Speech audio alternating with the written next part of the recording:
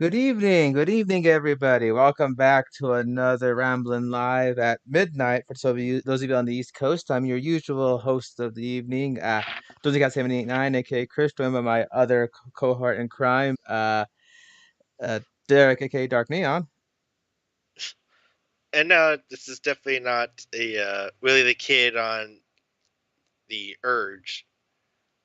Yeah, and for those of you who are probably noticing, hey guys, didn't you guys already do this? Yes, but in my Eh, well, I mostly did, and Josie was quiet. So, it's which is because funny because which is funny because he didn't sound quiet when we were recording. But then again, this is a different setup that he's got here. Yeah, I usually do things a different way, but I decided to include my sister in the festivities, and I didn't do my due diligence in testing the microphone on the right thing. So she was right in front of it, so she was able to get clear day. But I'm over here sitting a little whiles back and saying these huge soliloquies and stuff, and you're just hearing, "Rup, rup, rup," and then it wasn't until replaying the footage I realized, oh shit. But that's the joy of doing these things live. Yep. But yeah, but you guys are probably wondering why we're here to talk about a movie that you're either on the camp of it's awesome or the camp of somehow this is worse than H2, which or Resurrection. And we just laugh if you think it's worse than Resurrection. And if your defense of And Resurrection is that, well, at least that one had Michael in it. Yeah, it had Michael getting his ass kicked by a rapper saying trick or treat motherfucker.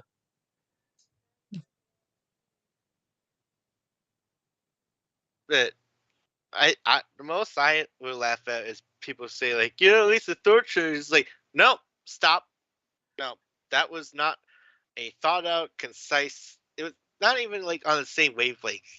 It's almost like one guy wanted to do something, the other said, "This is stupid," and then it was just throwing the whole rest of the trash to someone else to just sort out all the dumb details. Oh yeah, and the thing is that it didn't help that there was stuff in the contracts. For example, one of the contracts being that no matter what happens, Michael has to be in it. And two, you cannot completely kill Michael. You could defeat him but not kill him. And you're like, which made a lot of headaches for filmmakers that thought we want to do more with this. And they're kind of chained by legal stuff and fan expectation. And it's just like, I don't know. If you guys are longtime fans of the Halloween series, you know that it's had its ups and downs, its highs and lows.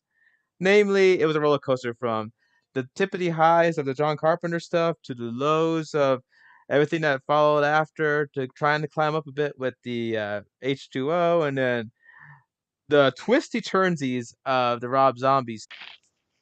And then as that Michael Rosen guy says when we get to 18, And everything was lovely once again. Wonderful. and then of course then you're kind of bumpy. Some people are like, what kills are either all right, that's all right, or it's a bit rich, but all right. Okay. Or some are like, and then I'm more like soggy cake in my mouth, and I'm trying to. Some people feel that way about kills. I mean, it was kind of a mouthful. There's like so many like plot lines to follow for like a middle entry.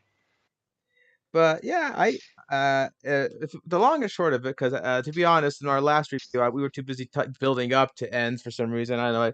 But the long and short of it was 2018 came along. We were kind of fans since H2O, and we did a whole marathon watching all the way up to I think it was 2018 or Kills, where we watched all of them, and we've had our It was high. I believe it's for kills. Yeah. Yeah, and 2018 we saw on a whim because we heard it was good, and damn, that movie impressed us. So we to get the hype for Kills, we watched all of them.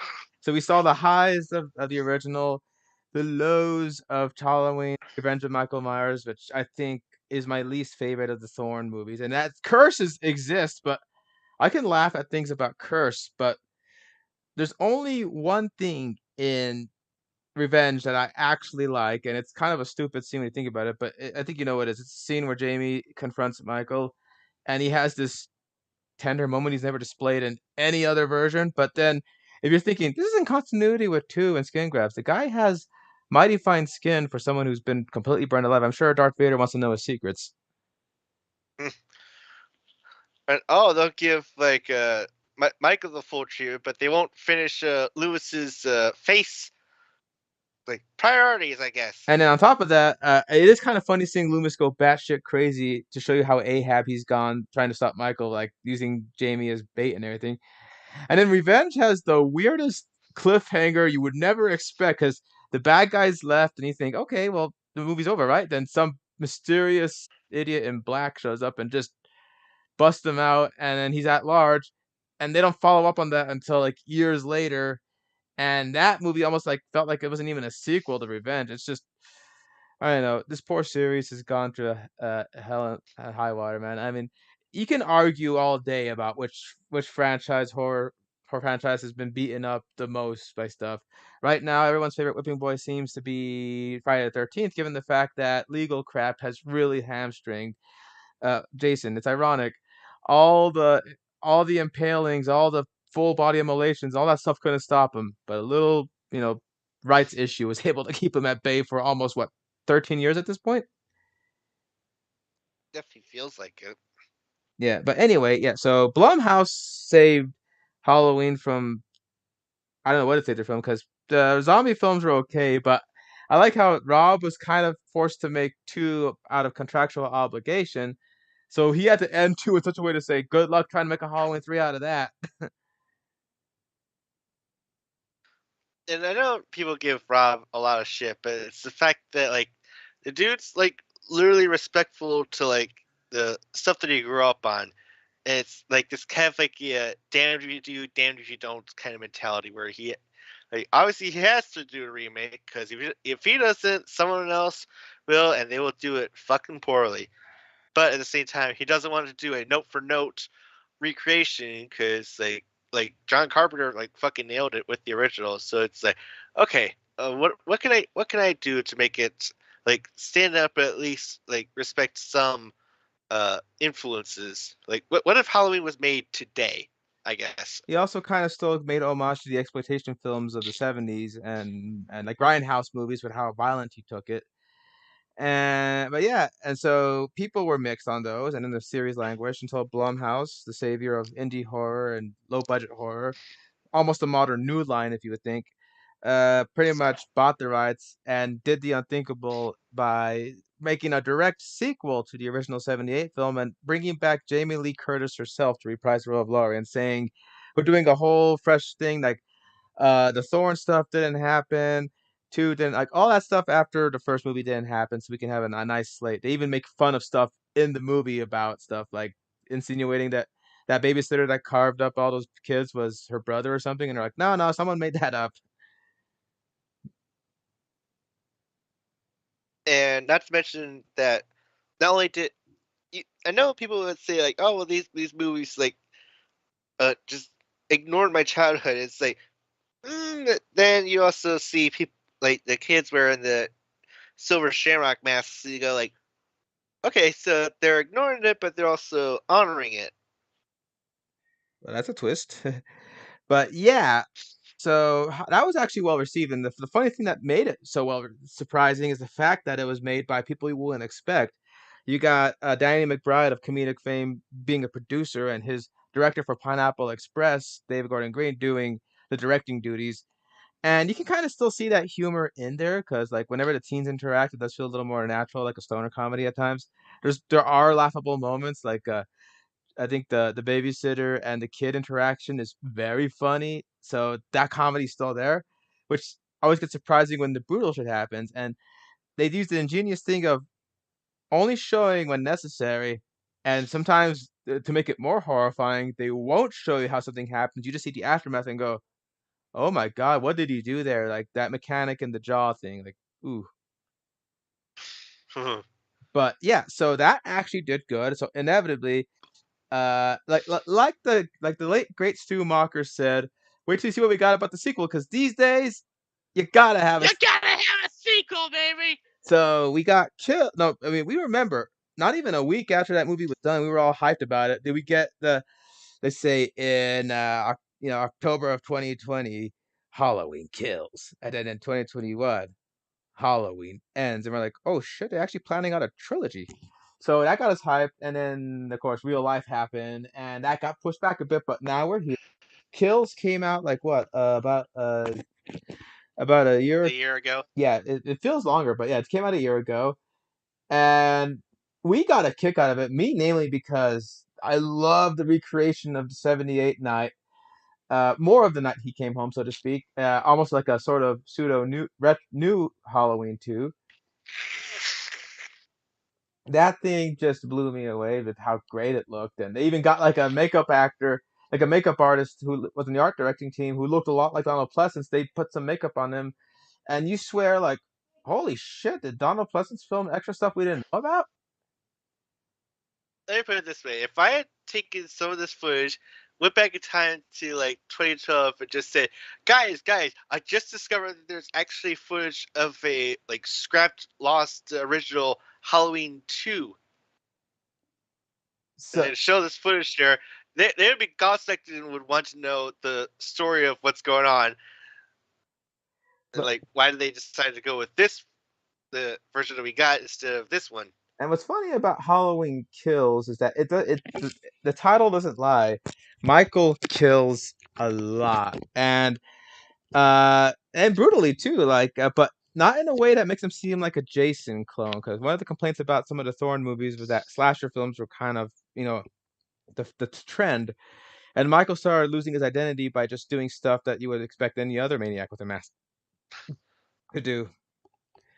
For example, always for some reason he's always holding his knife up with his arm. It's like yeah, he did it in that first movie where he's like pinned the guy on the wall, but that was only when he was actually ready to attack, not where he's just like has it as his default. It's like I can't put my arm down. It's literally stuck this way. Well, at least in the 8-bit Atari game, it made you know that he was coming at you.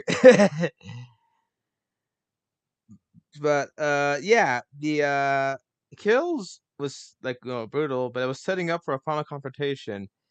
And it's funny how they were originally going to shoot Kills and Ends back to back, but I think they wanted to see how Kills was received. 'Cause they said if Kills ends up overly hated, and we end up making more of that with Ends, that we might, it might not be for naught. So they actually decided to cool their jets, release Kills one at a time, and then do Ends properly as a separate movie. So heck, even though Ends is a capper to this new trilogy, the Blumhouse trilogy, it's still almost standalone-ish, if that makes any sense. No, I get it because like the thing is like I can only be able to enjoy Halloween Kills if I really watch the 2018 Halloween movie, because like just popping it on by itself would just feel like it's just going on at 100 miles per hour, and I just feel like, whoa, where are we going? How did we get here? What? Huh? Yeah, and It literally feels like a part two of something. It's like it's like one can't exist without the other. yeah, it's like you don't start up Deathly Hallows Part 2 without seeing what happened to poor Dobby in Part 1. Dude, spoilers. For a movie that's, what, almost 10 years old, I think, at this point. Also, rest in peace, Robbie But yeah, Coltrane. Mhm. no Hogwarts without Hagrid. Yeah. So, anyways, I'm sorry, but I just remembered that he passed away recently. That gives you the date thing. So what happens is that ends. We heard radio silence about things, and then information from press tour started coming up. We haven't seen no footage yet. And I remember one that caught to mind was the fact that Jamie Lee said that, I like what they did with it. It's very bold. Some people are going to be upset. Maybe a few will be angry, but I think others will know what we're doing. And I like how she says without hesitation, there's going to be people who are mad at this movie. And I think she was proven right when there's some of the split response to this movie.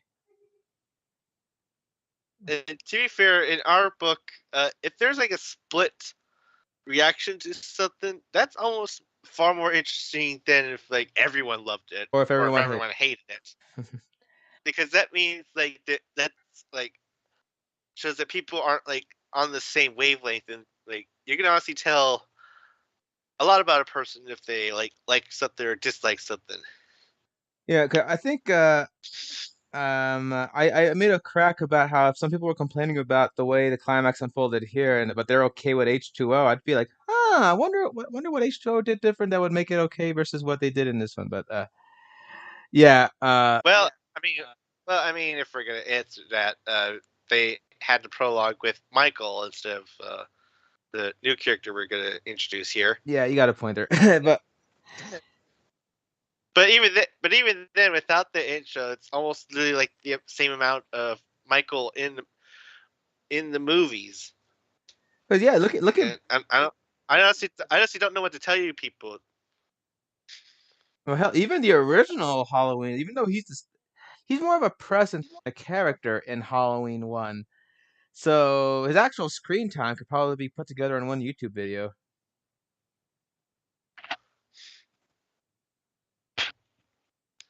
So yeah. Anyways, Mhm. we're here to discuss about Halloween Ends. Hopefully, with the audio not going against Bro over here. Yeah, yeah, yeah. It seems to be a good concept on my board this time for sure, and I got a recording backed up of this. I didn't do that with the last one, so yeah, that was on me. So yeah, I want to talk about this movie because I saw this movie about 3 times now. You know, once in theaters and twice on Peacock. It's on Peacock at the same time too. So if you guys really don't want to go out to the theaters to see it, but have Peacock, it's there for you for free there. And I really wanted to talk more about this because it just interests me. I can't describe why. I guess it's because it's doing something a little bit different than what we expected. Because I'll be honest, I was kind of expecting, like, I knew there was going to be a time gap, and I actually was really curious how they were going to handle that. Like, were people just going to be like ignoring Halloween, like in some like abandoned Halloween sequel scripts that they were to do? Just, like at even one point they said that they were going to take the pandemic into account, but watch this film, you'd be kind of hard pressed to like go, okay, well, what part of the pandemic effect are we talking about here? Because I'm barely seeing anything here. Yeah, and what also is interesting is the fact that the advertising keeps on showing us this big bold confrontation between Laurie Strode and Michael Myers, and I like how they keep on hinting at a line she kills with.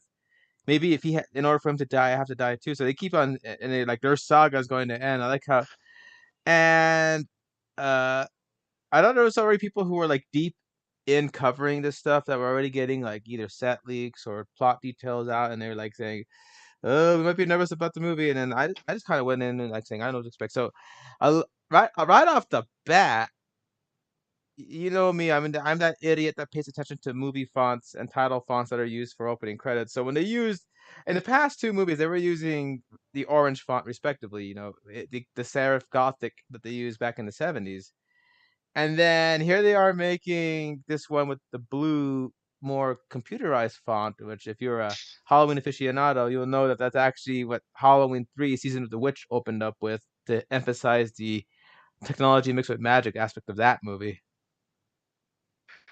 Right. I was kind of wondering, like, why is it blue? It's like it didn't like clicked in my head until uh, well, I assumed like halfway through the movie, it's like, is this season of the witch? Probably is this. It must be like a different Halloween movie that did this.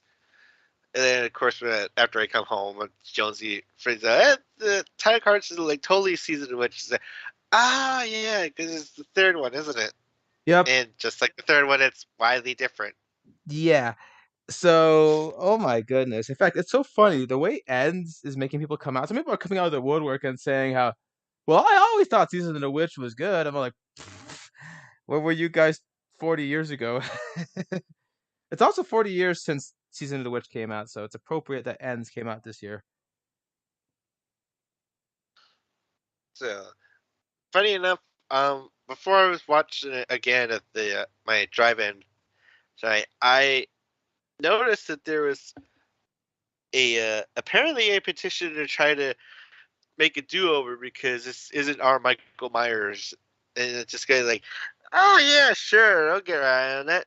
Just right after they do over Last Jedi or Rise of Skywalker. Or do over Jennifer Walters or whatever. I don't know. Or do we do Boba Fett? But right, I'm like, guys. It's called voting with your wallet, and sometimes they just won't listen unless you put your money where your mouth is. So I guess people are going to And say, even then, Halloween Ends is still making its money. It's like it literally just like managed to get over its budget like in the first night. So yeah. Plus, even then, it's like, well, it's over, so it's really nothing to do about that. yeah, I mean, even if it doesn't make its money, Blumhouse did say this would be the last one they make, period, regardless of outcome. And even Jamie Lee herself said she made up a fake contract, which pretty much says, yeah, pretty much there's no way on heaven or earth, and no matter how much money you offer me, no matter what contract, whatever, that I'm not doing any more Halloween movies after this one.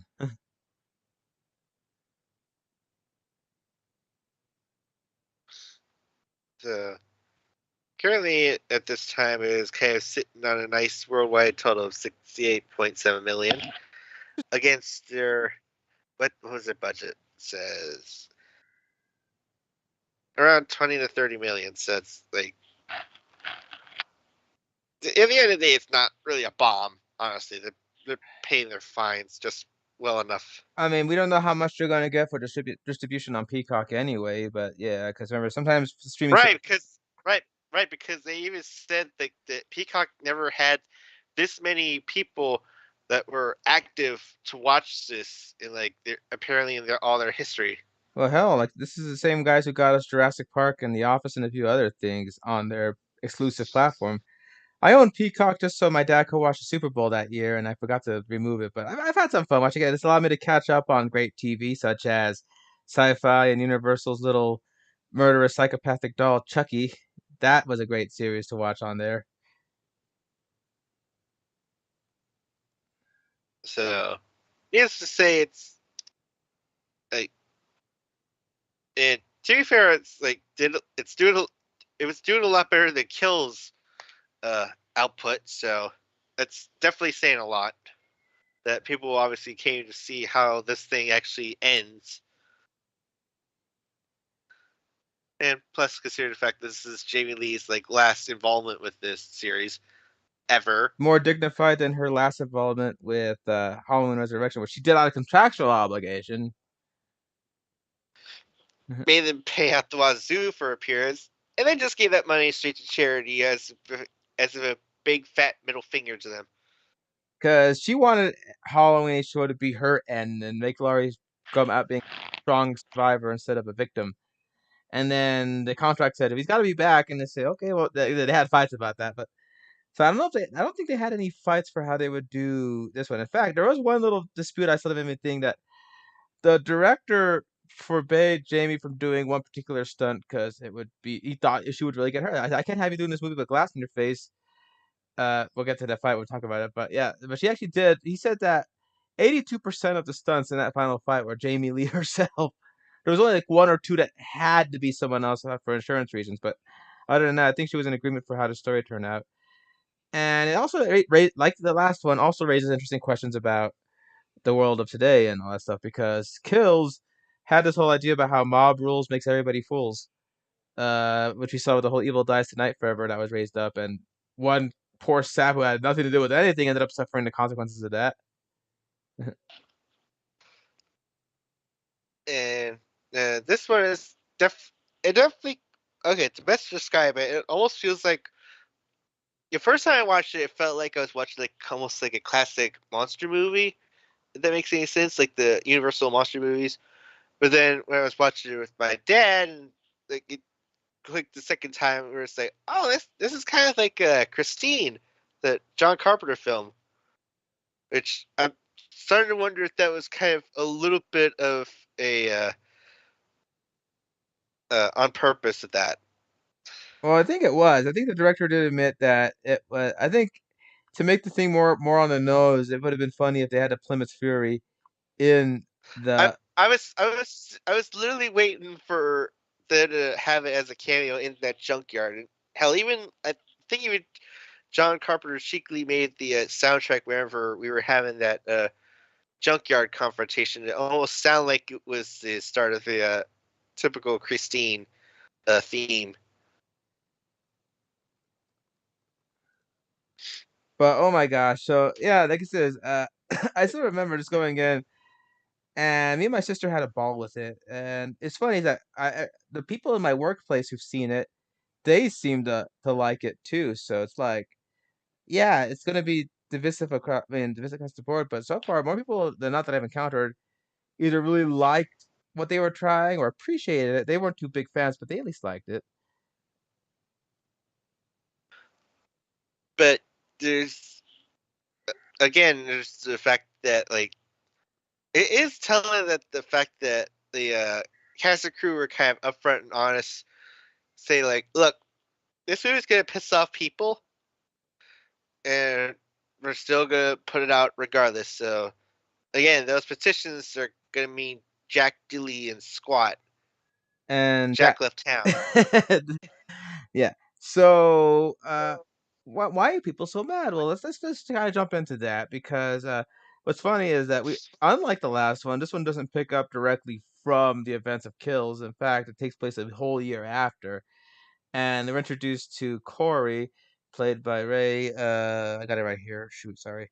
This Corey Cunningham, which I think is a cute little nod to Sean S. Cunningham of the Friday the 13th series, which producer, the director of that. And Derek probably noticed that there's a funny trend in recent horror films where they would like Name people after iconic horror people. It's like this Scream earlier this year. You had the Carpenter sisters, and we had Wes, obviously named after our beloved Craven. May he rest in peace. Rohan Campbell. That's the fellow who played Corey Cunningham. And I like how they get you on the side right away about him like being a guy from low collar family trying to make his life better by going to like college and stuff.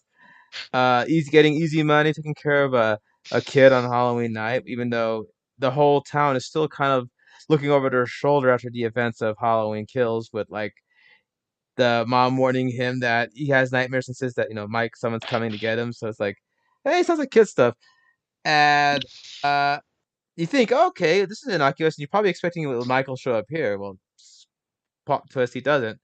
But that's the interesting thing that's presented here. Because what happens is that, aside, if we get deep into this, me and my sister laughed and loved the fact that John Carpenter's The Thing is in this movie as the movie they're watching. Which is like kind of a nice circle back to when the Thing from Another World, the film that inspired John Carpenter, was playing in the '78 film. Yeah, and I laughed at when the thing starts coming apart that he decides, okay, this might be a little too disturbing and gross for kids. I'm like, and you didn't think that when when the doctor's hands went into the thing's mouth cavity,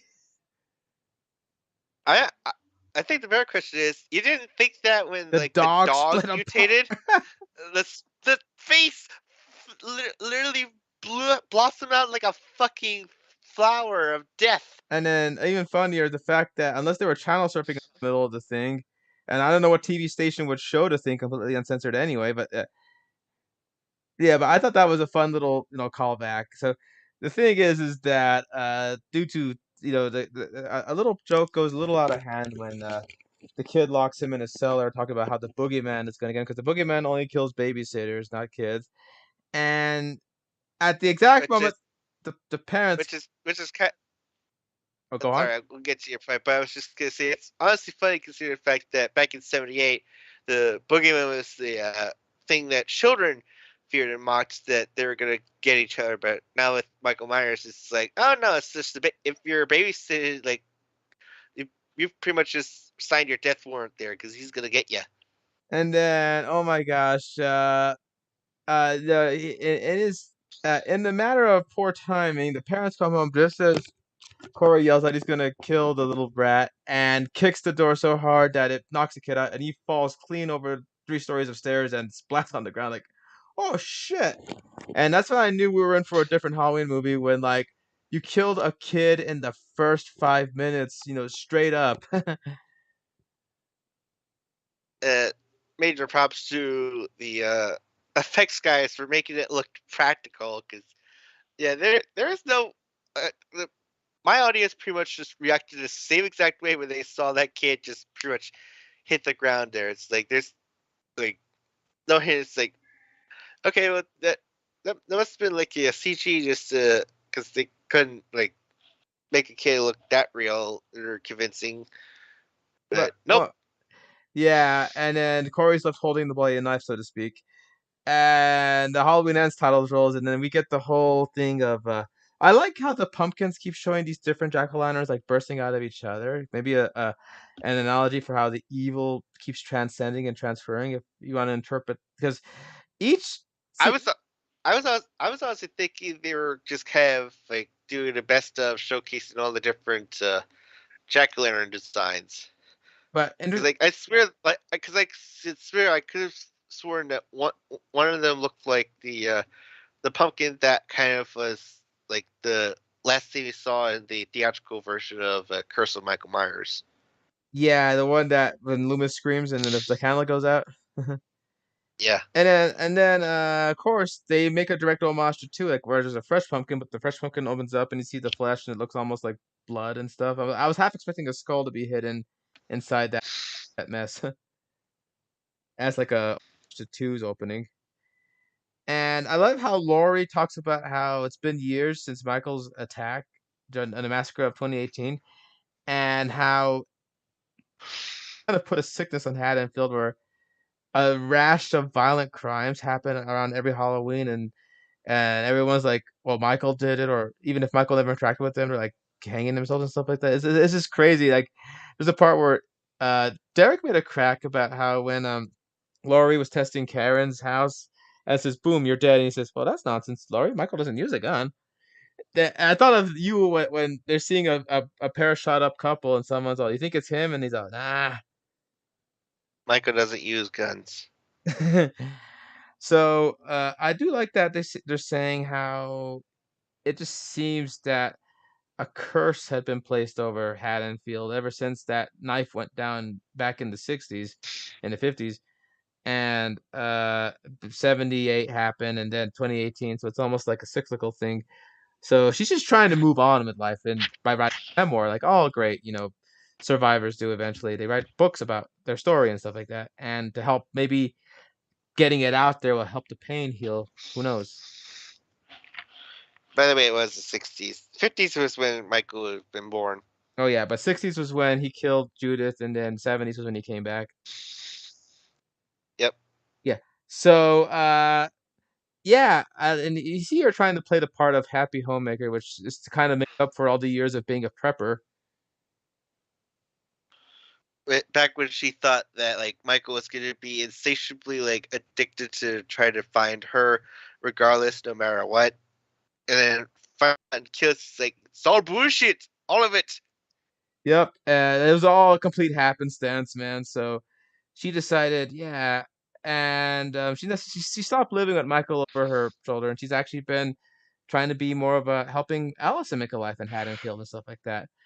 And Corey is now out of prison after that unfortunate instead of being ruled an accident, but people still have their ideas about that creep who killed that kid, that pedo. That I mean, there's a part where he runs into a bunch of band jocks, for lack of a better term, that give him a hard time because he doesn't want to buy them beer. Because I'm pretty sure if you're out on probation, you don't want to get caught selling liquor to underage people, which will probably send you back in the slammer. So I get why he's like no and all that stuff, right? Right. And but the thing is, there was something a little dark going on. Like before that, we see Corey going to his work, and this made my coworker laugh because I kind of have a habit of coming in and out of late a little work. So when uh when the guy who runs the place is also his father gets a bike, telling him maybe you'll get to work on time. That made my friend laugh so hard because he thought of me right away. He said when he heard him say that. Mhm. But yeah, so but another thing too, this junkyard has a big ass compactor shredder for scrap metal, and they kept framing it in a way I'm all like Chekhov's gun, like they're gonna use that at some point, either for a kill or for the big finale, but they're gonna use that. That's what I thought when they kept on cutting back to that shredder. I'm all like, oh, you don't just show something like that. It's not like that disappointment thing in Moonraker where you see a glass factory and you don't dispatch the thug at glass. Man, that was disappointing. Yeah. But yeah, so we see that Corey, yeah, still has an albatross around his neck over what happened, and people still give him shit for it. And and there's like a darker rage hidden inside of him because of that, because he gets the same. He was drinking chocolate milk the night the kid died, so here's with chocolate milk, and he ends up squeezing the glass so hard that he shatters it, and they push him, and it gets cut deep in there. And Laurie shows up to tell him, yeah. So they say a psycho and a freak show, match made in heaven, and I say, which one's the freak show and which one's the psycho, right? So of course, her being nice to you was just employed to just a friendly employee, of just playing a matchmaker for her granddaughter. Oh yeah, I also love when she gets the knife and says, "You want to do it or should I?" And you think, "Oh, are you gonna like?" She meant pop the tires, but so when she takes it, yeah, we see that Allison also has a breakup with a cop, and Because it seems like that's the only place you can find piecemeals if you're a lady. It's like just go check to see who's working at the police department in Hanfield. well, hey, not all of them are bad. I mean, Frank turned out decent. One of the cutest scenes in this movie, continuing from kills and stuff, is Frank meeting Laurie in the market, and they're just talking shop in a cute way, like cherry blossoms and stuff. But yeah, what's interesting is that even though Laurie's trying to play the part of baking a pie, being traditional grandmother, being a matchmaker, there's still a stigma against her because the band jocks referred to her as one of the freak shows or psychos, because Laurie Strode, Michael Myers came here because of you, that kind of thing going on. And after that pleasant confrontation with Frank, interaction with Frank, she gets confronted by a woman saying, "What are you smiling about? Because look what happened to my sister because of that freak you attracted with your provocations." And me and my sister couldn't believe that the lady that took a fluorescent lamp to the neck was still alive. Like even I joked when we were rewatching Kills, like if the glass doesn't kill you, the fluorescent chemical will. Yeah, but poor thing can't sing. Lost her hubby, all because Michael came to Haddonfield, and people feel in some way Laurie was the lure that unleashed all this, even though it was just happenstance. But Laurie does seem to feel a sense of I guilt, mean, it seems. Mhm. I mean, she the doctor that was in charge of Michael at the time was mostly focused on getting Michael and Laurie to be reunited. Well, hell, even Also, it didn't occur to me that this woman that got her throat staked with the fluorescent glass was the same one that was looking to see the Judith Meyer tombstone. yeah. What do we got? Like as soon as I heard it, I was like, "I'm sorry, what?"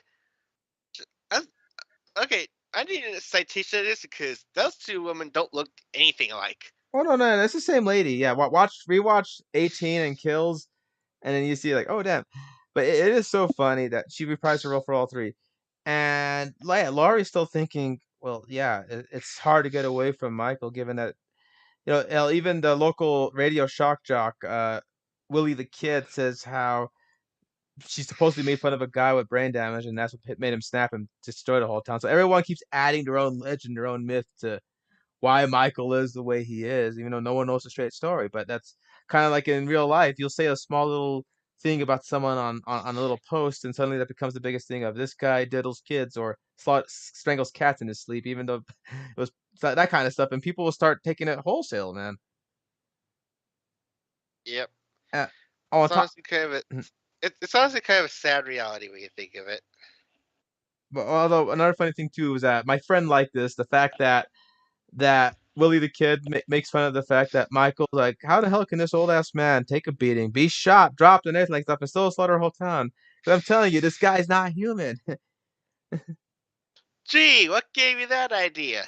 Yeah, but oh my gosh. So Corey and Allison are hitting it off fine, even though you see that her boss is a little bit of a hard ass, and she's trying to work for a promotion, but and all that stuff. But she decides to cut loose and take him to a Halloween party, even though he doesn't really do those things anymore because he's afraid someone will recognize him, and keep bringing up that horrible Halloween night years ago, which it does happen. But for a while, they are having a good time. You can see me and my sister thought they had the cutest chemistry. Mm-hmm. And the dynamics between the two almost kind of uh gave off a bit of a, dark Beauty of the Beast kind of thing. But which one's the beauty and which one's the beast, right? But yeah, also another fun thing about that party that Derek pointed out to me now I can see is the fact that Nick Castle, the OG Michael and Ryder, was a cameo as as an Undertaker streaker or something like that. Hmm. And I did notice this when I was watching it the third time. So in this, there's a moment where Corey is dancing with Allison. He's getting into the beat and he's just dancing and just like really getting into the spirit of things. And then he's on the floor with it, and the way he sees Allison is kind of upside down. And then that moment gets repeated way later, wherever when the Corey and Allison see each other for the last time. Oh my god, dude. Well, as another director said about his series, it's like poetry, it rhymes. I You knew I was gonna sneak that in once you brought up that detail, did you? mean, as soon as I saw it, it's like, oh my god, why didn't I see this? Jesus, the thing keeps like putting in notes of like how to do a movie every time I watch this thing. On top of that, so that just shows you that thought was put in this, that this wasn't another paycheck job or a cash job for a lot of these people. They were giving thought about how they wanted to do this. And there's so much focus on the romance that it almost feels like you're watching a love story movie that when the killing does happen, you're going, "All right, this is a horror movie." Which, to be fair, like the best kind of romances tend to have that. I mean, look at Bram Stoker's Dracula, for God's Oh, sakes. that is a great one. Keanu Reeves. And even Deadpool joked, "Oh, come on, this is a love story." Yeah, every love story begins with a guy getting shish kebab by two katanas and shit like that. So, yeah, of course, things come to a head when, after a recent encounter with the mom again, who's still pissed off, believing that he maliciously killed her son. And Allison, like, "I'm not your project, Allison." He breaks up with her and ends up getting thrown over a bridge after running into those band jocks again. And because that darkness was in and brewing, and then apparently, he gets thrown over a bridge from a pretty tall height where you're going, he's either broken something or he's dead. Even the guys are saying, "Oh crap, he fell. That's my story, okay?" He fell. Yeah, Yeah, that's my story. and oh my gosh. So a local homeless guy sees Corey get dragged into the pipe where most people don't come out. Now, see, here's what got me curious when I was watching it again very recently. Uh-huh. So, Michael drags him in and kind of waits until morning. Like, he doesn't do anything to him, he just kind of left him there. Hmm. So, do you think Michael sensed a sort of kinship in him or something? Maybe it's just kind of waiting for him to, like, awaken so that he can actually get, like, a rise out of him. So yeah, he does do that whole strangle and grab him from behind, but then Corey stares in the eyes of Michael.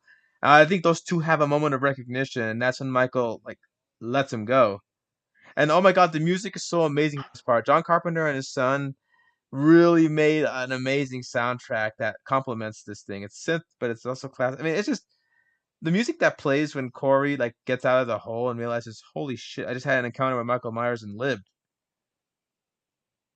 It is funny that the actor himself kind of, like, stated that no, there wasn't anything supernatural. It was just like Michael just let him go, and then all of a sudden Corey just kind of snapped because like even a guy notoriously known for killing people just literally let him go. It's like what does that say about him?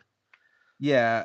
So this is when things start going down an interesting path. We also see that Corey's home life's a little odd. Like his mom's a little bit of a neurotic, doting, mother type. Dad's kind of there, but he's not completely involved. Uh, you know, and when he goes to see after his encounter with Michael, the hobo gets tries to get a rise out of him, and he ends up killing the guy. And Corey, like, this is the second time he's killed someone, but this time a little more direct, though. Yep. Not and the moment they killed the hobo, I just kind of gasped in it like, wait a second, we've been following this guy since like that whole horrible incident. Oh, this is a villain origin, isn't it? Yeah, it kind of reminds me of Chronicle. You know how Chronicle follows the Dane DeHaan character, and you think he's just like everyone else, and then once he starts going off deep, and you go, oh shit, we're seeing a supervillain origin in that one. But yeah, so and the thing is though, even though the more he kills, like he starts getting a little more extra feature, like he's changing behavior and moods, like the way his posture and walking is, even the lack of a need of glasses, even though he needed them for most of the movie before. Which is obviously compounded with the fact that when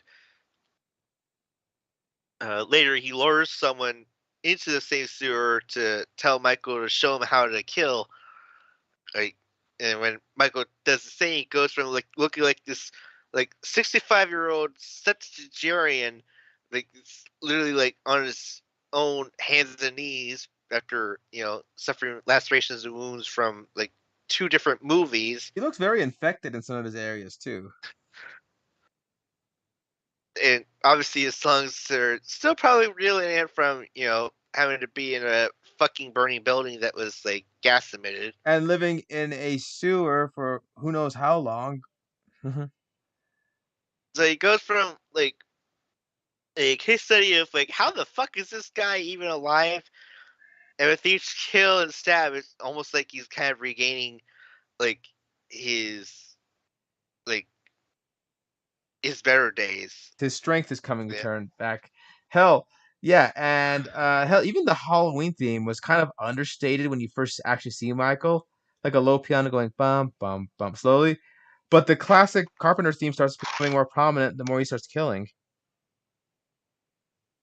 Which like most people would have probably shaken off like, what the hell is that about? Except we've literally seen this happen exactly at the end of Halloween Kills when Michael got overrun by the entire town of Haddonfield and pretty much just got second wind and just slaughtered the whole lot of them fools. And then so things start going to a head where Laurie starts noticing things off, like Corey waiting outside the window, very similar to Michael. When you turn away, he does that. He's just he's gone. So I think that's when Laurie started having second doubts about like, huh, like she was But not tell well, it's not only that, but whenever Corey and Allison are walking away, Corey's just giving like this glance like at her. and Like we don't actually see his face, but like the way that his head hangs directly towards looking at Laurie is definitely telling us like this guy's staring literally into her soul. as she And said, that's I've not seen really good to feel. and as she said, I've seen that look before in Michael. Even also, you've seen it in Michael. Like, get over him, come on. So he again progresses in killing further.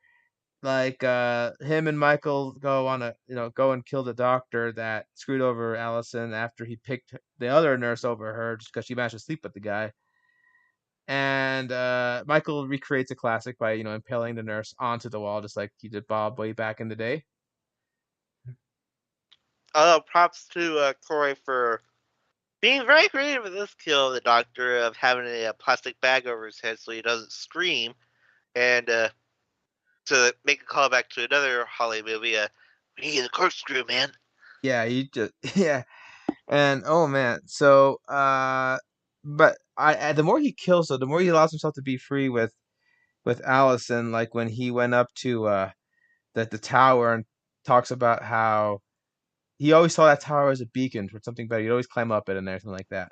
So when we see that tower up in flames after everything's gone to shit, you realize that there was no bettering for Corey anymore after that. Again, Also, remember we see the building on fire. It's also a callback to his promise to Allison of burning the whole place down, yeah. how that I'll light the match. And hell, like I said before, he kills the cop that used to be Allison's ex. They had an encounter, and once again, every guy keeps bringing up, "Oh yeah, you're that guy who did that." It seems like every time Allison tries to pull him out of that funk he's getting, some Haddonfield asshole will come in and say, "You're that kid killer," and that's all they'll ever see him as. Which is honestly very sad when you get down to it. Yeah. It's like it was just a goddamn accident. So, what happens is that Laurie starts getting second thoughts. So she goes to, thankfully, Lindsay's still alive and a bartender, and Lindsay knows the local fellow who's the father of the kid that died. That says he knew Corey was a good kid. He knew it was a complete accident. So that one time when he tries to go tell him, "Hey, I know it wasn't your fault," he sees a look in him, and he goes, "It wasn't the guy he knew. It was like whoever made that look." Uh, it was someone going down a dark path, and Laura realizes, oh crap, it's the evil, so to speak. It's transcended, it's transferred.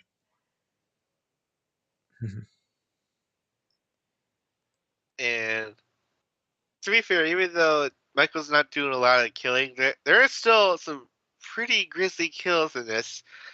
So much so it's almost kind of recalling back to Michael's heyday when he was obviously trying to be just like every other slasher killer, doing like really out there kills. Yeah. So To be fair, I feel like the one with the it's not a flamethrower. It's what is it blowtorch, called? blowtorch.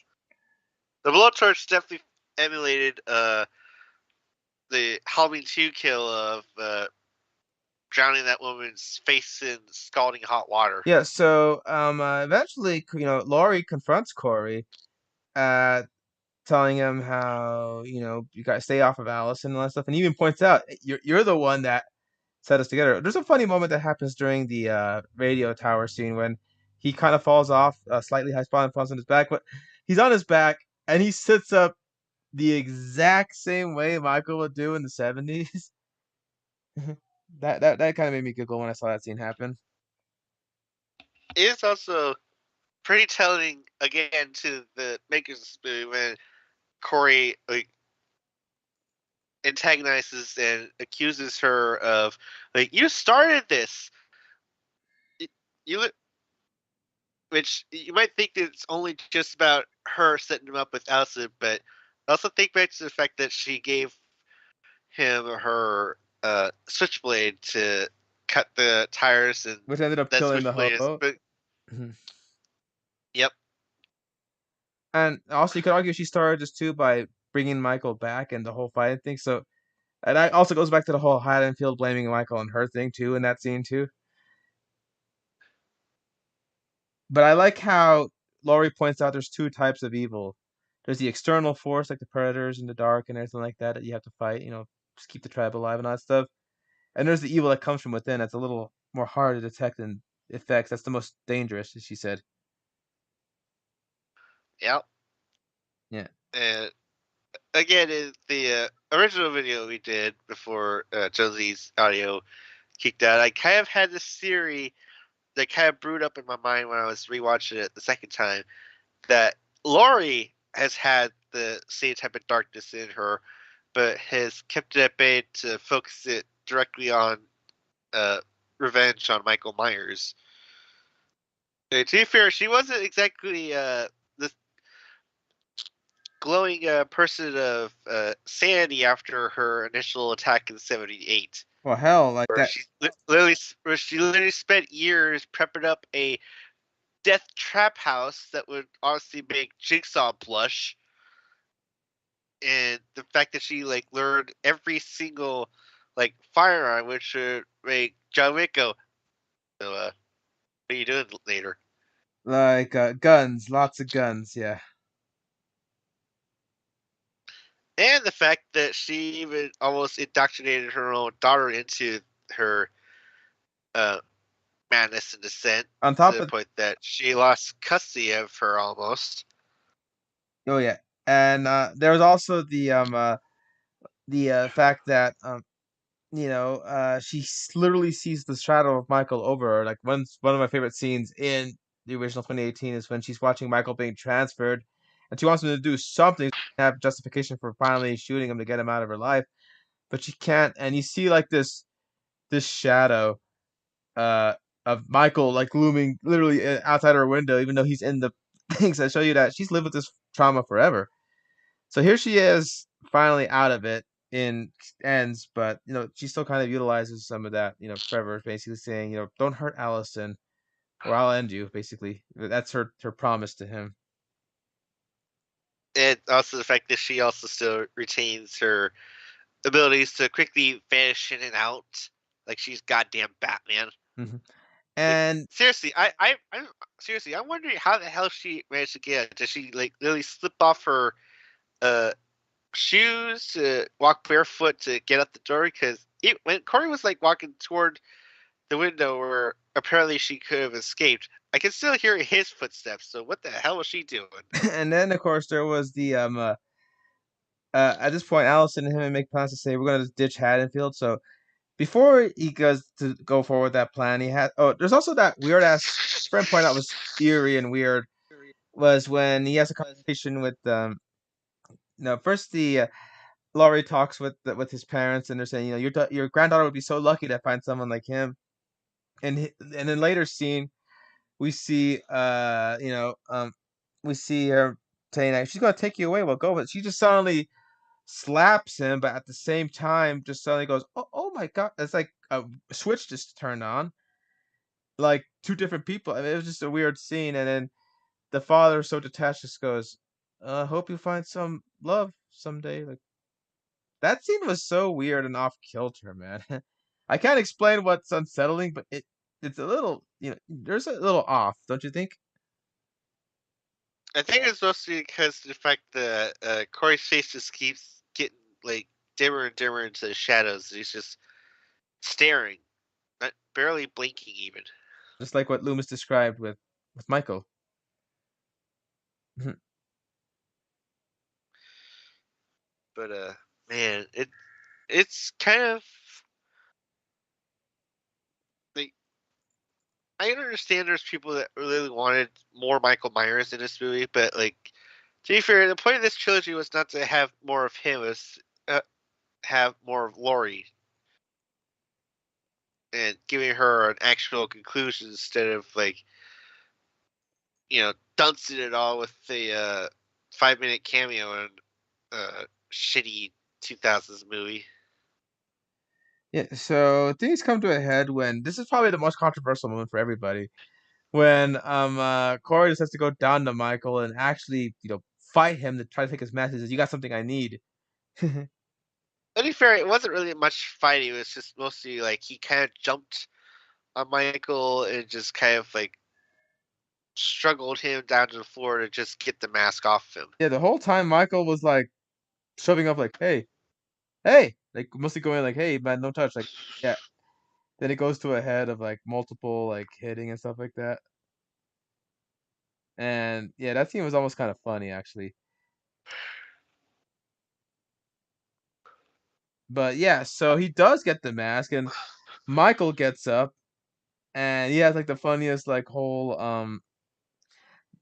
like that little shit when he gets up, like after everything I've done for him, and that's when the breathing comes back in full force because you still hear his little in the cave, really pissed off once Corey takes away his mask, and he scratches up the band jock's car again because they've been a pain in his ass the whole movie, and they take him to the junkyard where he kills one of them in the convertible I think he slit his throat. It's staked to the eye. Oh, a stake through the eye. And then they freaking out, and then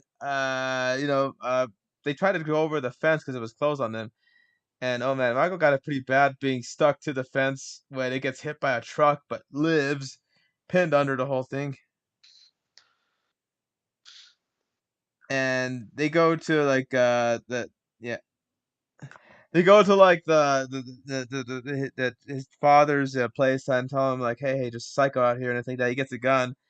And this part was always like okay, but when he beats to death the other one trying to help the girl stuck under, and the rich punk tries to shoot him, but ends up hitting the dad right in the head. Which the thing is like he's in frame, putting on the mask as the dad's in front of him, turning around and gets shot. And when the dad falls down in that blink, he's just like he just Batman right in front of our eyes. To be fair, he is kind of the same age when Michael was doing all this nonsense. So it's almost kind of like it makes sense, like a rite of passage almost. Yeah. But So yeah, needless to say, the kills that were in this scene were pretty gruesome. Like they don't really show you for like one or two of them, but like even with out of focus, it's kind of hard not to notice that the screaming just kind of stopped after the first 3 seconds. and oh man, and then there was of course the other one that got sartained. I'm gonna call it. Yeah, not only did she get sartained, she got Hawkins by both getting smashed in the face and ran over. And I'm like, damn.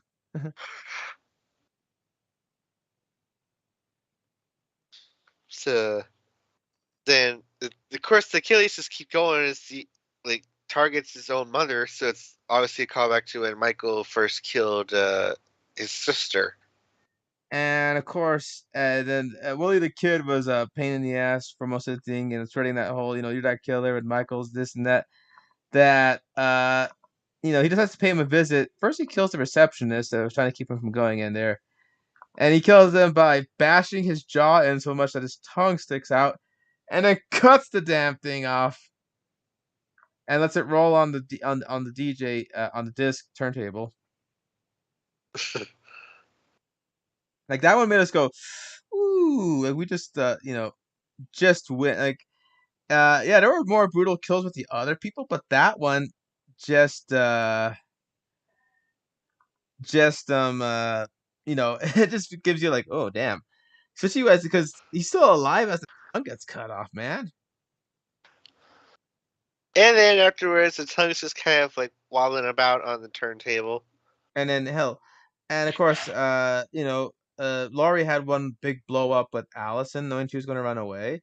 But she likes to say that you're obsessed with death, like this is some game until everyone is about as miserable as you and everything like that. So, she leaves Laurie to dry, and then Laurie seems to be descending into a depressing, drunken stupor, and which reports. is which is definitely telling, considering the fact that Allison literally listed that one of the things that was helping Laurie was the fact that she went sober.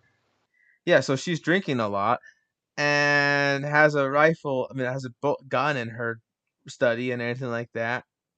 So she calls that she's going to report a suicide at the neighborhood, and we see uh, a point of view of Corey as Michael, going up the stairs and seeing the guns drop and there's a splat, up, goes in there and there she is waiting with another gun, going, "Did you think I'd really kill myself?" and just caps his ass. Like he was not It prepared. makes him it makes him fall down the awning of the stairs. Like what happened to Jeremy in the beginning. Huh, interesting. But yeah, and unlike Michael, he doesn't quite have the same resilience. I shot him. I shot him 6 times. That was two, but still. Yeah, and she even shoots the wall multiple times rather than shooting him to say how she was in control of the situation, basically. And oh goodness, the way that he literally like framed Laurie to be in the wrong with that moment is lit. It's like the worst kind of poetry rhyming you want. It's like, oh no, not this. This actually is way more painful to watch the people reacting to this than it is to see the thing itself and be afraid. Yeah, so he also has this whole thing about if he can't have Allison, no one can. So he does this thing where he stabs his own neck, ready to bleed out, and Laurie pulls out the knife just as Allison was walking in, because Allison sees that the tower was on fire and heard that the sheriff said that there was a report of a suicide in the thing. No, that was after she stormed out. No, Oh yeah, but still, oh no, yeah, but when she comes back, she sees uh that Laurie has a bloody knife, literally holding a bloody knife with Corey on the floor, and she's thinking, well, of course it had to happen this way. So she decides to just leave her, and that leaves Laurie like, what do I do now? At the same time, the doors open and Corey gets a visit from an old friend who gets his mask back and pretty much wanted to pay him back in kind for all that the indignity he suffered. Pe- you literally just wasted my Friday night evening trying to catch your stupid ass. Yeah, he catches him and he doesn't even give him like a dramatic death or nothing. No, he just strangles him until the light leaves his eyes and breaks his neck.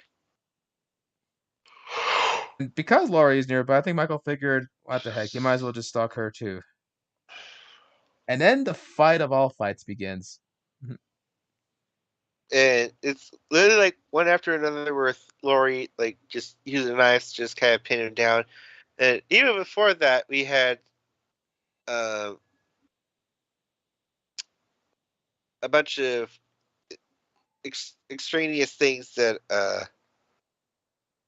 sorry, my mind's kind of cooked a little bit, but it's needless to say, uh, this matchup is definitely like they definitely don't do the same beats for beats that they did for H2O. This is like definitely a little bit more of a local home than like a lavish, uh, not penthouse. I was like condo. Is that right? No, No, a campus? duplex, a duplex. I was gonna say campus. This is actually the the campus itself, but yeah. Yeah, but oh my gosh, yeah, and that's the stunt that the director was fighting Jamie Lee Curtis not to do was when Michael shoves her face through a glass window because that sugar glass. Oof. We thought, no, I can't have you doing this movie with glass. She's like, I want to do it, so she ended up doing it. And oh man, the knitting needle comes back, of course. But a little bit of surprise there. It's that doesn't work the same way it does now. And then oh man, even Michael has to look Oh, like but actually, speaking of, I I actually got like the the David Gordon trilogy Halloween masks, and it only struck me whenever I actually saw it after the drive-in that there's actually a little detail of like a little bit of a hole that was actually molded in. That's clearly the spot where Laurie stabbed him with the sewing needle back in '78. It's just sitting there goes like, man, it's like details like this actually make me realize that these guys actually fucking care about the original. yeah. So it's so funny how she hides in the closet yet again, but thanks to an exploding casserole, that gives enough distraction to like pin Michael, and he like gets good on her too. But she eventually, the one scene in the trailers that made us always go oof was when he grabs her hand and turns on the garbage disposal and is gonna put her hand in it. And then we always keep thinking like, well, clearly she's not gonna get cut because she like slammed her head against his face. It's still here a little bit like if some of the flesh got carved in her. Not enough that she lost her fingers entirely, but it's definitely not going to be a pleasant feeling in the morning after. So then she stabs Michael's hand to crucify him, gets another knife and stabs him, and drops her fridge on him, and just pins the poor guy and stabs his chest and everything. And then she starts playing with him. There's that dark look in her eye that Corey described when he says, "When you had that look, you should have given in." So here she is playing with her prey, basically saying, I fought you, I've forgiven you, I've done everything, trying to move past it. Trying to convince me that you are nothing more than a man in a mask. And she takes off his mask and says, "What I'm seeing now are the eyes of a man who's about to breathe his last." And it slits his own throat, let blood fall out. So you But think, it, okay. but even then, it's like it's most of the other Halloween movies. It's like Michael might be dead in quotations. I'm using air quotes, dead. The body's still there. It's more likely to get a Jay Kennedy's line of like, this is the part where the supposedly dead killer rises up for another sequel. He splits his own hand and grabs Laurie by the neck. And But to then be fair, he only he only just needs at least two fingers to just kind of connect to do the chokehold. And then Laurie's telling him to do it, and they start playing the Halloween theme. You see a flashback, all their encounters. You think, well, this is it. This is where we say goodbye to Laurie. We're thinking, That is until Allison comes into the last minute and just breaks Michael's fucking elbow in. Like, Jesus, what the hell are they teaching you over at the nursing school? and then of course, just to make sure he's dead, they exsanguinate by slitting his wrist and letting him bleed out from there too, which makes you think of that blood pool scene from Halloween 2. But I like it. And you, Allison saves her. She saves her from the new generation, saves her from falling old prey to the old generation. And Hawkins returns along with the sheriff to go like, they see that it's a mess. There's Corey's dead. There's Michael pinned to the table, but Laurie and Allison are still alive. And I like how they say, "Is he dead?" And then Allison's one that says, "He's not dead enough." and they decide to have him be paraded around town. Like, even to the point where some of the police officers like, this is not how we do things. But the sheriff from literally the last two Halloween movies, like, take a look at Michael and go, well, that's gonna change tonight. It is tonight. Like they do things that it's almost like they're cleansing the town by showing this procession, and it's almost like a funeral procession. But unlike being sad, it's oddly, crucible. It's oddly cleansing to see him just being preceded that way. And Laurie and then they put him in the shredder and turn an industrial shredder, and like I said, and you see him get completely mangled in a way like no ifs, ands, or buts. This is the end of this Michael. And it's there's no way around it. There's no like, oh, they swapped him out with someone else wearing a mask.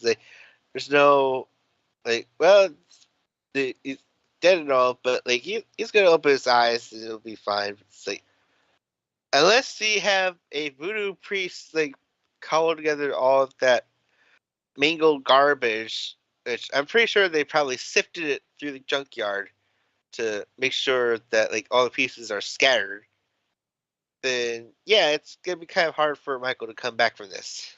And Especially when he had, especially like for most of the movie, they do a lot of like cutaways from like very gruesome kills. But here's like, keep your eyes on the prize here. Don't you fucking blink. This is literally how Michael ends. I do like how before that happens, when Allison returns, you hear a beautiful piano reprise of the Allison gets chased by the shape theme when she reunites with Laurie. Hmm. And then, of course, so we see that, Allison decided to move on from Haddonfield. Michael will not be memorialized in any way. He'll be forgotten. And that Laurie has finished her book and decided to take up Hawkins on that idea of maybe going to Japan to see the cherry blossoms. And we Which this is actually, which this is like a very kind of poignant, funny thing to point out. But this is not how it was originally meant to end. It was actually meant to end inside the house, but Jamie Lee decided, like, you know what? If this is gonna be the end, we kind of needed to. I feel like we kind of needed to have a circle back to something. It's like how my character was introduced. It was out in the porch in broad daylight, and there were kids riding bicycles, right? As if to pretty much be like a symbol of like how peaceful and serene things were without darkness and evil. And they they pretty much just changed it to have her be out in the porch with Frank and uh, mentioned about the cherry blossoms and the quick shot of kids on bikes driving by, and then leading off into kind of a mirror verse uh, homage to the way that Halloween '78 ends, where we had like a point of view shots left and right of like places where Michael attacked, but without any notion of breathing nor any like foreboding music. and It then ends with literally with Laurie pretty much guarding the the shape's mask, if you will. and oh my gosh, and then like I said, and then the Halloween ends title flashes, and it still has an ends as the last thing to fade away. And well, I heard And that they had sort of other endings, and one other ending was that Laurie ended up perishing in the fight too. But they figured, nah, let's end it this way. Yeah, no, you know what? Laurie's already died like different times, like the HBO timeline, the freaking original timeline where she apparently like died, leaving Jamie Strode behind, and even in the fucking like remake timeline, she didn't have that much of a good ending. It's like, Oh god, I you know what? laughed so Like, hard at that one. you, you, you know what? Laurie's had enough bullshit done to her in the franchise. Let's actually give her a happy ending here. Yeah, and so I do like that it turned out the way that it did. But there might be an extended cut coming soon because they said that there was like other scenes cut to make things happen, like the death of Corey's mother was different. There's other scenes too, but we'll see. But so far, I really did like the way it ended because it did feel kind of satisfying this way, which is hard to say. And I know that it wasn't satisfying for everybody, but for me personally, I really enjoyed the journey this trilogy took us on. And I just gotta say it's kind of funny that I managed to go through this trilogy and find myself enjoying it like more and more as it went along. Because obviously, with, like 2018 is like finally gonna have like refreshing like follow up to the '78 treasure that my dad literally grew up on. But And Halloween Kills, but like it. Oh, okay. So this is what Michael Myers' true extent is. Like, it looks like Shapey Boy has been holding back on us. and on top of that, what did you think of what did your dad think of it being the Halloween fan that he is? I mean, he really liked the movie, and he mostly liked the way it ended for Michael. It's the fact that you don't smack a glass bottle on a killer and just walk away and leave the body there just to heal itself. Like, no, you just take the knocked out son of a bitch and toss him into a meat grinder or something. So I'm glad he got a kick out of that. So I think there will be more Halloween movies eventually, not related to this timeline, of course. I mean, come on, franchise like, you can't keep a good franchise down no matter how hard you try to kill it. I do think this is the end of like a Michael Myers thing. I think that this movie, the important thing about this movie is that it opens the doorway to allowing other people to have the darkness to use Halloween as a factor in their need and lust to attack and kill. Well, yeah, like Laurie said, evil doesn't get destroyed; it merely changes shape. I also like that Michael is credited as the Shape in this movie. Isn't he always like credited like that from '78 to this trilogy? Yeah, but I like how it says, James Hughes Courtney as the Shape. So yeah, you're right. So I do like that fact. So yeah, so I really enjoyed the ride. I can see people not having a time with it, but I'm having a good time with it. And I don't know if I can say anything more, but that's why I wanted to have the discussion because the last time I had my discussion, I was like having audio issues, but here you get to hear my thoughts. Because I really did like talking about this movie with you, man. With the stuff we noticed and Oop, audio went. oh shit, can you hear me now? Oh Yep. yeah, Hello. oh yeah, yeah. I'm still here. Don't worry. Oh boy. Okay, yeah, and I'm still getting good contact on the streaming board. But so I enjoyed doing this with you because I just felt so many things we can had to talk about in this thing, and I'm glad we did. It is funny that we kept finding new things to point out. Hmm.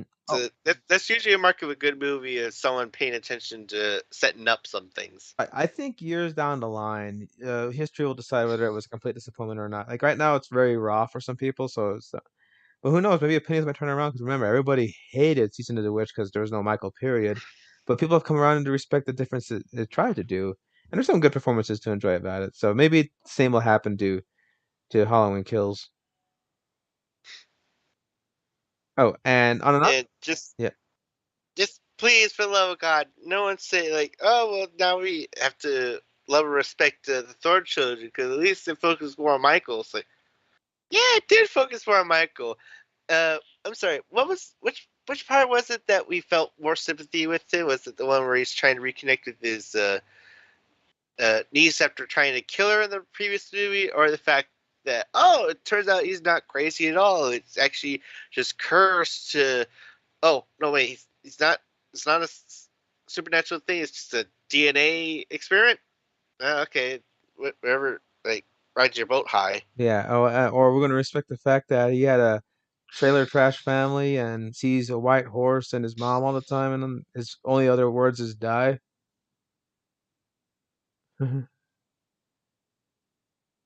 Yeah, People are starting to come around to like the first Rob Zombie Halloween that one movie is at the decent. very Yeah, that least. is good.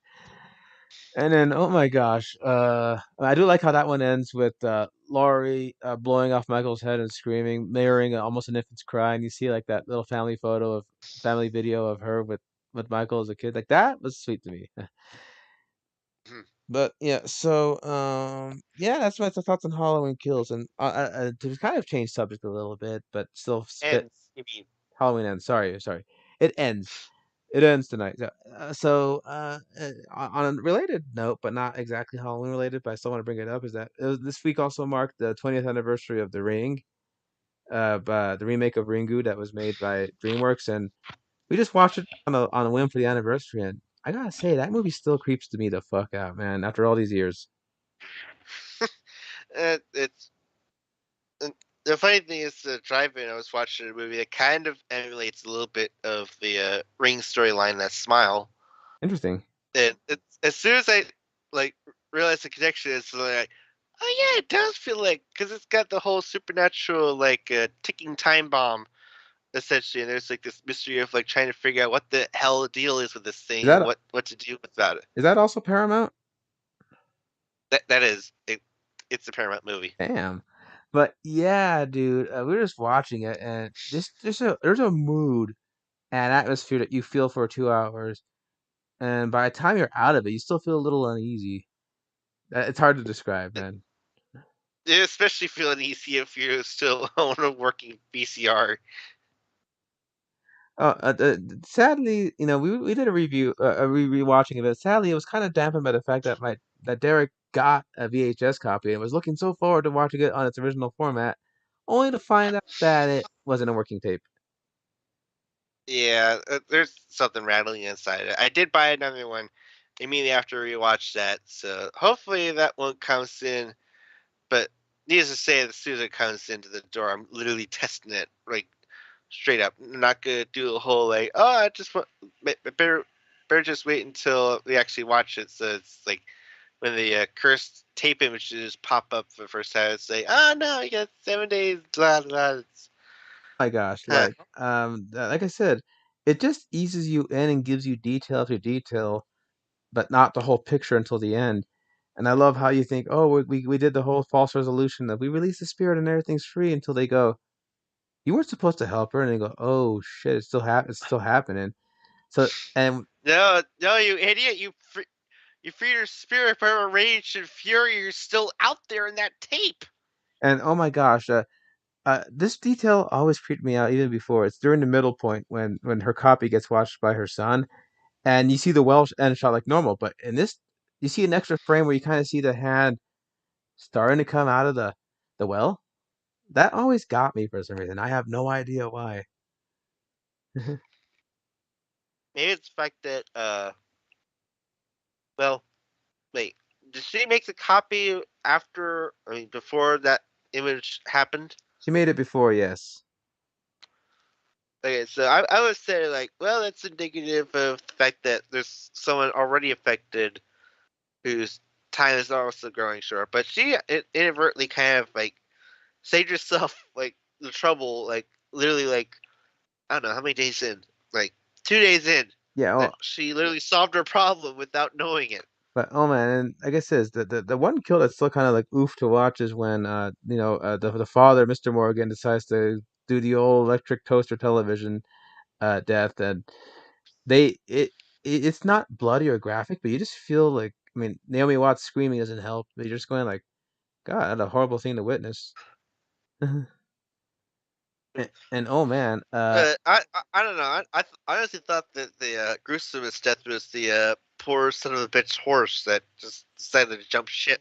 Yeah, and made the bloody water, which is the image from the tape. And the tape itself, it's funny how the tape itself actually hints at things that happen in the movie. Like the fly coming out is kind of like when the ending happens, or the blood. It just things are alluded to in the tape that end up happening in the movie. Like pulling that thing out of someone's mouth ends up being the whole hair strand and everything. So it's like curious.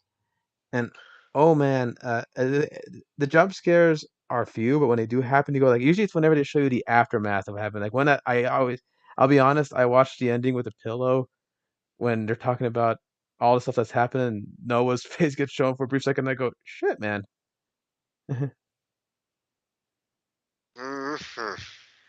And oh man, and of course, another one is the I saw her face moment, and I love that unease that happens like when he's in the video store after watching the tape, and he sees his face on the security footage, and he sees it all warped, and he goes, it's not just a filter. Then, if it's happening live, that's when he realizes, shit, this curse thing might actually be real. She thinks it's not enough that like we had to divorce. Now you're just giving me a curse with it. Yeah, and then of course there's Devon, the girl who played Lilo and Stitch, and I think she played Top. She was like, I think she was the no, Lilo and Stitch, yeah, but she was the one who was Samara in the videotapes where they're interviewing her and stuff like that. But I love how they go, what's her name, Samara, and Derek made a funny joke. Really? I thought we've been calling her Sadako this whole time. But like even the DVD, oh my God, the DVD is so atmospheric. Like it was one of the few DVDs I would be nervous I was putting in when I was younger, just because it's just it has the But probably didn't help that two of the options are literally labeled "Don't watch this" and "Look here," and you're like, which it's if you actually did click the you learn that "Don't watch this" is actually just code for this is where the deleted scenes are at. And then what "Look here" is the just the previews, trailers they put in. including the previews for the original Ringu. I was this close to actually getting the original, man. I was this close, but sadly, and but would it be better than watching the remake though? No, it's a good companion to have, I think. But yeah, it does go beat for beat, but it's just different. But and there's things that are made for the American version to make more sense. Like for example, there's no actual ring in the original Ringu because it's supposed to be a more of a cyclical thing. But I think we figured we need a visual reference for why it's called ring, and there's that ring image that comes up. So, Right, because the Ringu was just like mostly about the cycle essentially. but yeah, so I just wanted to bring up the ring and just it's still a great movie after 20 years, and it's still very creepy. I mean, that ending was still. Imagine if you're high and watching it in 3D with when she pops out. Oh goodness. And I love how they don't exactly tell you how exactly her actions result in the death of the person, but we believe it's probably sensory overload where they are filled with so much horrible imagery that they just bleh. Like, yeah, I think I'll stop existing, dying in 3 seconds. Yeah, like that famous Dungeon and Dragon #1 dice roll says, "Fine, I guess I'll just die then." But oh man, but it is a good movie. If you guys haven't seen The Ring, we do check it out. So people say, I think for me, The Ring is what people probably felt like when they saw Blair Witch, where it was not a whole lot happened, but it was very unsettling with the atmosphere it created. So I put The Ring in like the same vein. It's like Blair Witch meets Sixth Sense in a way with a bit of Japanese horror. I can kind of see that, but man, Blair Witch Project was on another level, and people shit on it because it turned out to be fake. It's like, okay, it, but has Stephen King once says like the damn thing looked real is essentially what it is. And I like how even though the stuff in The Ring is Derek said they put that movie out at the right time when everybody still owned a phone, that a rotary phone, and everyone still owned tapes, so they can feel a little more like I said, they even put out the tape with no label in video stores so people can plug it in and go, "What the hell is this?" as advertising for the movie. So Yeah, I really did enjoy watching it again with you, man. And it still gives me the willies. So it's a good horror movie thing. You're welcome. Anyway, all right. So I guess that's all we're going to round about. Oh, another thing, watching Black Adam now. We're not going to spoil a lot, but one thing that made me laugh was I can see why it's kind of put on Halloween, given that the enemy literally controls the forces of hell. I went, oh, okay, we're going Army of Darkness now. Once that part happened in the third act. Forget that. Can we just talk about the fact that we literally could see with our own eyes how this was almost an R-rated feature? All I gotta say is Black Adam would be at home being a future guest character in Mortal Kombat. Like, dude, like you know how they make a point in the advertising where where the Justice keeps saying heroes don't kill. Well, the Rock's all like, yeah, I do. Well, So, I do. so like I'm saying, if Mortal Kombat 12, they usually bring in like DC characters as a guest. Like they brought the Joker in for MK11, so maybe for MK12 we could probably get Black Adam. Maybe we could actually get the Rock's likeness. Maybe. Maybe, Maybe. yeah. Or Injustice 3, I don't know. That one, I had a good time with Black Adam. I know it's not related to the thing, but I just wanted to bring it up. I laughed at how, there was a literal, hellish element that kind of fits the season. Like, oh, okay, spooky, scary skeletons, all that kind of stuff. When the big final battle has to happen with another force. But yeah, Black Adam was a lot of fun. Hmm. So yeah, so I think that's what we can have to say for now. I think the next big thing on the horizon for us would probably be Wakanda Forever. Although Godzilla Day is coming up, and they're going to show a lot of shorts in addition to having some theaters show a select screening of Godzilla against Mechagodzilla. So there's that. But yeah, the this year is really wrapping up to close. Also, I hope you all picked out your Halloween outfits for what you're going to wear for this year.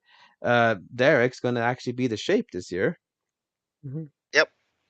And I decided to be another burn victim here by being Darth Vader. I was really taken by his performance in Kenobi. If you watched earlier reviews of stuff we watched this year, so yeah, I'm going to do Darth Vader. The helmet should be coming in tomorrow. All right, So, and so I hope you guys enjoyed our rambling. That was our thoughts on Halloween with proper audio this time. And I guess we will be doing one of these if something really big happens in the next, few weeks or something. But like something in game. Oh, speaking of horror, one last thing. Resident Evil showed their showcase, and they're showing more of the Resident Evil 4 remake, and I can't believe I'm saying I'm actually excited for what's coming down the line. but again, I did probably say I actually give the original version a chance on it, even though it's got like the stiff control. But even then, there's like the fact that they made this without even using mocap for the original thing. It still like looks and feels authentic, is at least commendable. So, but not only has Resident Evil been getting a lot of limelight, apparently, Konami remembered. Oh yeah, don't we have that game that has game franchise that has have an active community lately? What's it called? A Quiet Lane. Uh, Clock Towel. oh yeah, that's Silent Hill. Oh yeah, So it's like there was no Silent Hill stuff, and all of a sudden the floodgates open. it's like you're getting 4 games in a movie. Okay, and Like what? they're actually bringing back the guy who did the first Silent Hill movie, which is actually decent. And hell, Sean Bean even made it to the end of that one. Spoilers, but yeah, Sean Bean was in the first one and actually made it out. And the second one was weird because they felt decided to be like, "F that goodwill we made in the first movie. Let's just throw in a bunch of stuff from the games people know and just call it a day." And it almost was like the lesser Resident Evil sequels with Silent Hill Revelations, right? It, let's just put it this way: it's a horror movie that was done in the 2000s that thinks it needed to be in 3D. Ah, yeah. That's all you need to know about it. Well, so yeah, because you do recommend the original Silent Hill movie as being a halfway decent adaptation, right? Sorry, what? But you do admit that the original Silent Hill is a halfway decent adaptation, right? Yeah, it. I mean, it's like it took some liberties, but the fact is, that, like the build up and eeriness was just kind of on point. Even though I haven't played any Silent Hill games yet, I still haven't even gotten like the first one on hand. Well, yeah, I mean, I do recommend you do buy the original copies. I heard that the HD remake wasn't up to. Oh, don't don't worry. I have both 2 and 3 as PS2 as they were originally intended. So That's great. But yeah, but new Silent Hill games are coming, man. A remake of Silent Hill 2 plus a new one called Silent Hill F. There's all kinds of Silent Hill. So it's like horror fans are gorging themselves. Hell, there's even a new game based on geeker stuff called Scorn, which takes inspiration from like a lot of like, creepy stuff. And I mean, there's just a lot that for horror in this spooky season. So, take up your capes, lock your doors, turn off the lights, and get yourself ready for a spooking good time because we're in the week of Halloween practically being around the corner. What day is it today? The 21st. So that's like 10 more days of it's Halloween. 22nd. Oh, for you, yeah, it's midnight for you. So, 9 more days till Halloween. Okay, no, no, no, we're not doing that. We're not doing that. But that's I'm Uh, glad. I'm glad you decided. But if y'all don't mind, I gotta go back and continue like finishing up stories. I haven't posted them all because I'm kind of saving them to be put up all at once on Halloween. So Oh, good. Looking forward to that. And retrospective is still happening. Don't worry, guys. You can kind of blame my indecisiveness with work, plus also a little thing called Fortnite. I'll be taking up most of my time, but I'll get those things published. Don't worry, man. I know I got my pictures of Spider-Man. I just gotta put them up. hmm Yeah, but we'll get back on web perspective too as well. You might get a flood of that, but I definitely looking forward to when we get to the Spider-Verse episode because that's going to be a lot of fun because Spider-Gwen's been on my mind lately, and you're actually going to have potentially a guest on that one. Can't say who or when, but well, we just got to get through Amazing Spider-Man 2 and the MCU entries before we get to that one. And heck, I can't wait to. We actually have plans for the finale with the No Way Home one, so those will be in order for Spidey's big 60th.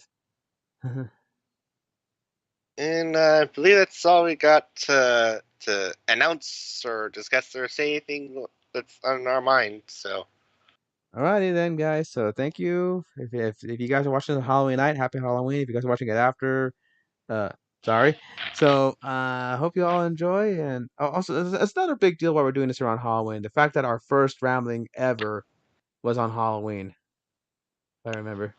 uh, I remember you were just saying, "Hey, you gonna want to do this thing? You want this?" Like, okay, it kind of sounds different, but whatever. I'll do it. And it ended up working out well. So again, thank you all. If you guys have stuck around with us this whole time, thank you. And if you guys are discovering us, I hope you can find us appealing enough to listen to. But we're just a bunch of two bros rambling about that's the name of the game. So thank you all for coming to this ramble. I'm Twin the Cat 79, aka Chris, signing off along with my cohort Derek, aka Dark Neon. And just definitely watch out for the boogeyman that are lurking in your windows. The one that's right to your right. Ah, just kidding. He's to your left. All right.